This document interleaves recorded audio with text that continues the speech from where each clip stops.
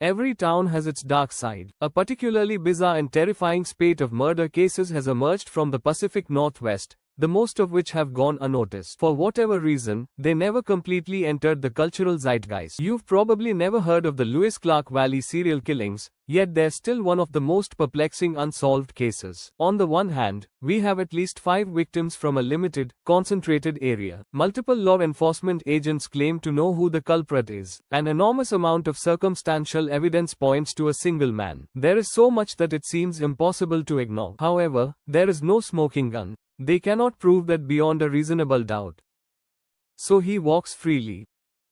On the other hand, some experts claim that the victims' varying ages, genders, and causes of death make it implausible that it was the act of a single individual.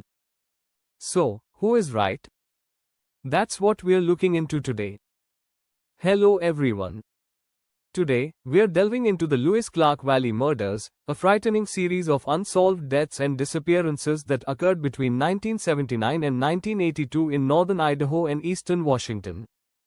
Each victim has a unique narrative, and when they all tell it together, it paints a picture of something far darker. So, let's go up to the valley and see what we can find. Chrissy W. disappeared at the fair. Unsolved, pronounced Unsolved, located in the Lewis Clark Valley, is recognized for its small-town atmosphere and annual county fair. On April 28, 1979, the fair was in full flow, featuring popcorn, cotton candy, and carnival rides. Chrissy W., 12, was among the crowd, having spent the morning enjoying the activities before riding her bike to a friend's house. Later that day, Chrissy called her mother to complain of heat exhaustion. She had had heat stroke before, so her mother advised her to rest, drink water, and return home when she felt better. The travel home took only 5 minutes. But Chrissy never made it. At first, her mother assumed Chrissy had returned to the fair.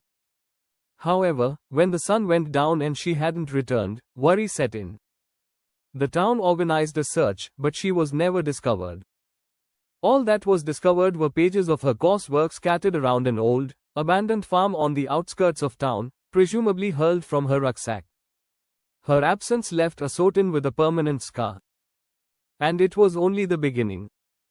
Kristen David, brutal discovery along the Snake River. Just over 2 years later, in June 1981, Kristen David, a 22-year-old University of Idaho student, embarked on a bike journey down Highway 95. She had left Moscow, Idaho, for Lewiston to see family. But she didn't make it. For a week, it appeared to be just another missing person case, until a fisherman made a horrible discovery. Kristen's dismembered remains were discovered along the Snake River, bundled in black garbage bags. Each bodily part was separately wrapped with newspaper. Her clothes and bike were never found. Several witnesses claimed to saw her conversing to a man in a brown automobile on the highway, but the man was never identified. Kristen had no known enemies, thus it appeared to be a random, violent crime. The severity of the murder revived suspicions about Chrissy's disappearance, prompting others to wonder, may these incidents be linked? The Civic Theater cases include 3 disappearances in a single night on September 12, 1982. 3 persons went missing in one night from the Lewiston Civic Theater, a performing arts center in the heart of town. Dave was dating the older sister of Chrissy's buddy when she went missing in 1979. He was at home that afternoon. He even joined the search parties later. Kristen David. Dave often drove the same section of Highway 95 where Jessica vanished as part of his delivery route. And the Civic Theater? Dave also worked there. He informed authorities that he saw Steven at 9 p.m. and then left to get pizza.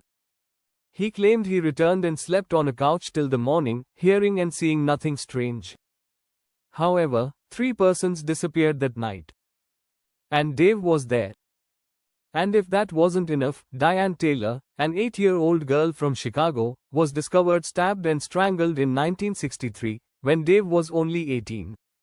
She had last been seen at a YMCA camp, where Dave was a counselor. He was questioned, but nothing happened. The frustrating truth, regardless of the circumstantial evidence, no physical evidence has ever linked Dave, or anyone else, to the crimes. As a result, the case has yet to be officially resolved. Chrissy and Stevens' remains have never been recovered. And with each passing year, the chances of new evidence surfacing decrease. This case is a rarity in the field of true crime. We nearly seldom have a culprit who is clearly linked to several victims and still walks free. Typically, the killer is either apprehended or unknown. What about this time? He's right there. And yet, the law cannot touch him. Finally, how many times have you been questioned by police regarding a murder? Probably none. Dave, he has been questioned for 3 killings and 2 missing persons, spanning 3 decades and states. At some point, coincidence isn't enough. Thank you for tuning in, and remember to return next week for another frightening, bizarre, and fascinating story. Who knows? Perhaps your community will be next.